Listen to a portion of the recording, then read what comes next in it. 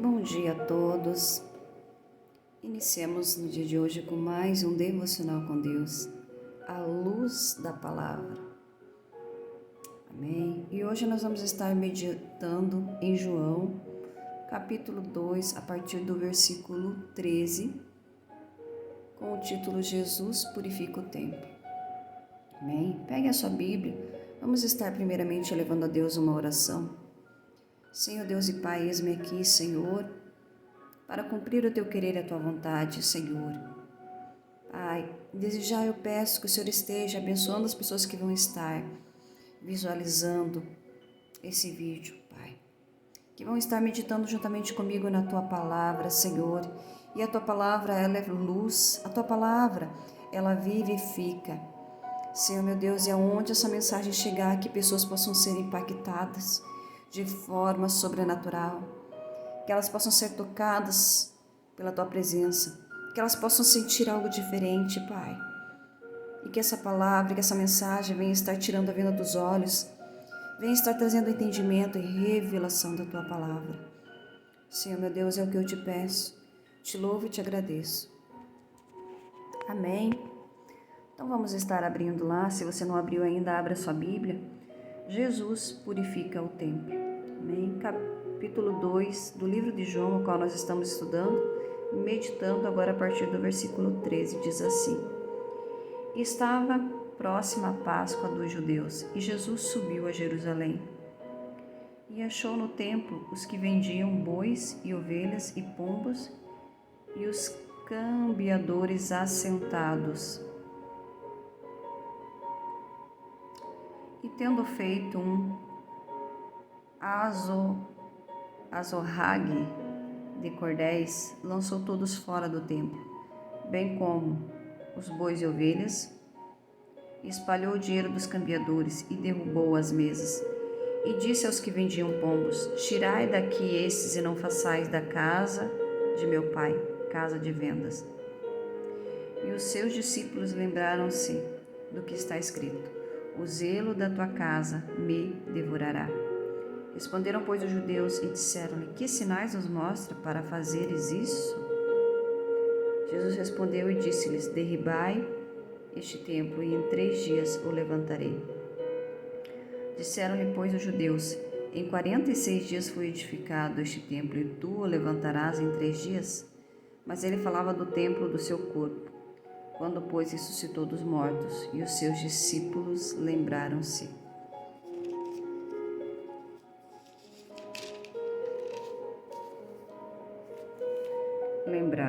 Vamos lá, de que lhes dissera isto, e creram na Escritura e na palavra que Jesus tinha dito. Estando ele em Jerusalém pela Páscoa, durante a festa, muitos, vendo os sinais que fazia, creram no seu nome. Mas o mesmo Jesus não confiava neles, porque a todos conhecia, e não necessitava de que alguém testificasse do homem, porque ele bem sabia o que havia no homem. Amém? Então, a purificação do templo foi o primeiro grande ato público do ministério de Jesus. Amém?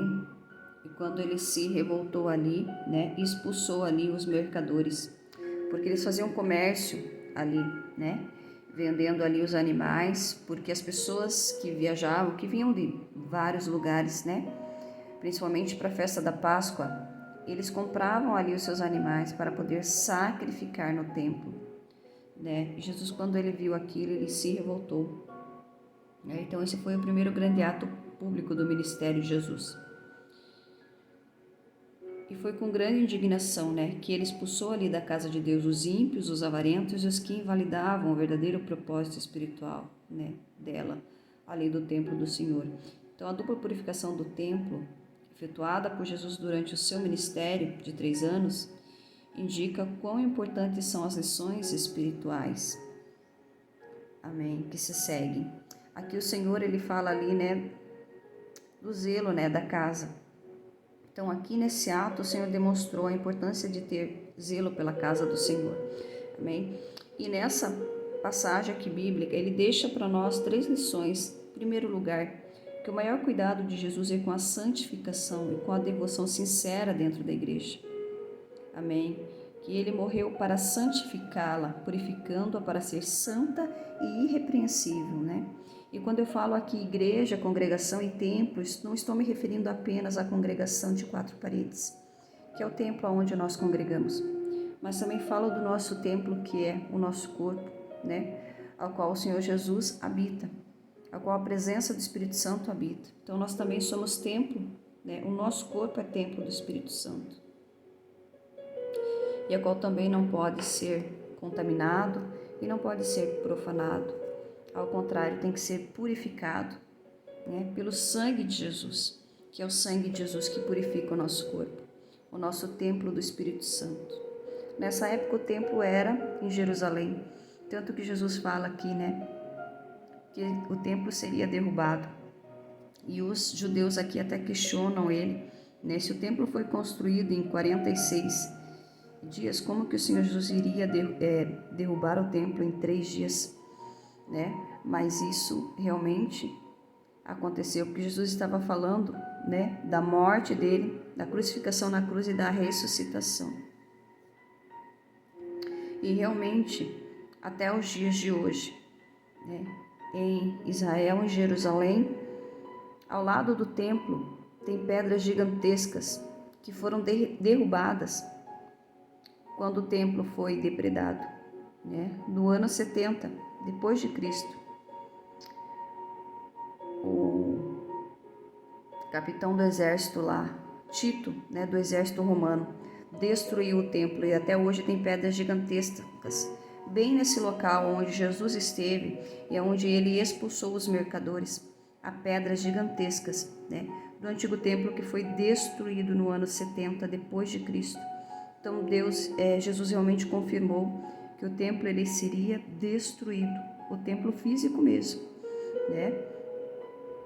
Não somente o templo, né, espiritual, mas ali o templo, Deus estava se referindo ao templo físico mesmo, e ele foi realmente derrubado, né? E ele foi destruído no ano 70 depois de Cristo, né, por Tito, o soldado romano. A segunda lição é que a adoração na igreja deve ser em espírito e em verdade. A igreja deve ser um lugar de oração e de comunhão com Deus. Então a igreja, o nosso templo, a nossa congregação tem que ser um lugar da verdadeira adoração, né? Não pode existir comércio dentro da nossa igreja. Terceiro, Cristo condenará todos aqueles que usarem a igreja, o evangelho e o seu reino visando ganhos ou glórias pessoais ou autopromoção. Então, nos dias de hoje, né, a gente vê na igreja atual isso acontecendo, né? Grandes líderes aí, né, ministros, pregadores da palavra, pastores, líderes religiosos também, né, se vendendo ou ganhando, né, ou se promovendo, né, aos custos da igreja, da congregação e do próprio reino do Senhor. Amém? E a quarta lição é que o nosso amor sincero a Deus e o seu propósito redentor resultará num zelo consumidor pela justiça da sua casa e do seu reino. Isso quer dizer que ser semelhante a Cristo inclui a intolerância com a iniquidade dentro da igreja. Então, nós não podemos ser omissos e não podemos concordar, né, com o pecado e necessitamos ser intolerantes, né, com todo tipo de pecado dentro da igreja.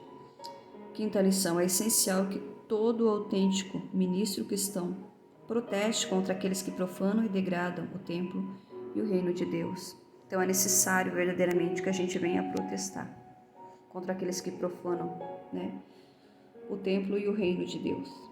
E sexto, se não deixarmos Cristo entrar em nossas congregações para expulsar o engano, a imoralidade, a secularização e a profanação mais tarde, na sua segunda vinda, ele executará juízo purificando suas igrejas de modo definitivo.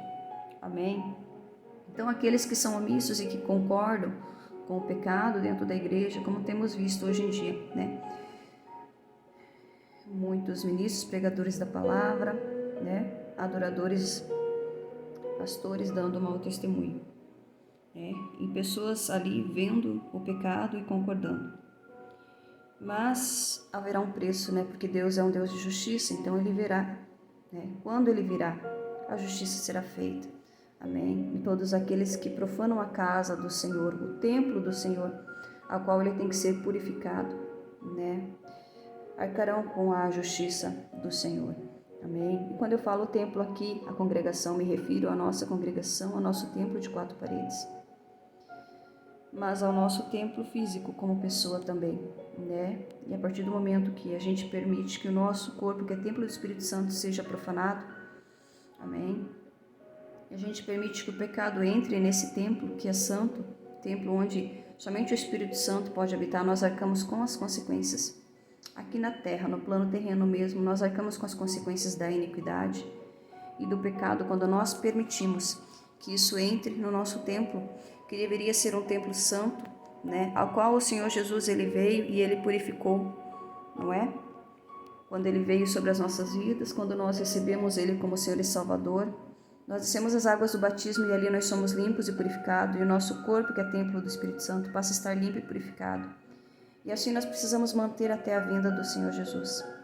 Porque se nós não mantermos o nosso templo limpo e purificado, né, e permitirmos que o pecado entre, né, que o nosso templo seja profanado, a justiça do Senhor virá, né, e a condenação do Senhor virá sobre as nossas vidas, né. E de salvação e vida eterna nós podemos, né, passar a eternidade longe de Deus, que é a morte espiritual eterna. Hoje muitas pessoas vivem na morte espiritual, né? Terrena, mas ela que é a separação de Deus. Mas é uma morte que nós temos o livre-arbítrio de escolher a Jesus e ter uma vida aqui com Cristo, né? E ter uma vida eterna para viver com o Senhor. Amém? Glória a Deus por isso. Então, que você medite nessa mensagem de hoje, amém? Que o Senhor Jesus ele veio para purificar realmente o templo, a congregação de 4 paredes, mas também para purificar o nosso corpo, que também é templo do Espírito Santo. E o Senhor Jesus ele purifica o nosso corpo, que é templo do Espírito Santo, com o sangue dele. É o sangue dele que purifica todos os dias, quando nós levantamos, quando nós pedimos perdão dos nossos pecados. É o Senhor Jesus que vem e purifica esse templo de carne e osso. É o Senhor Jesus que purifica todos os dias. Amém? Então que nós possamos manter esse templo purificado, santificado na presença de Jesus, para que quando Ele venha, né, esse templo esteja pronto e preparado para subir num corpo glorificado, né, para receber a salvação eterna e não a condenação eterna. Amém? Glória a Deus. Tenha um dia aí grandemente abençoado. Amém? E lembre-se, você é especial para Deus.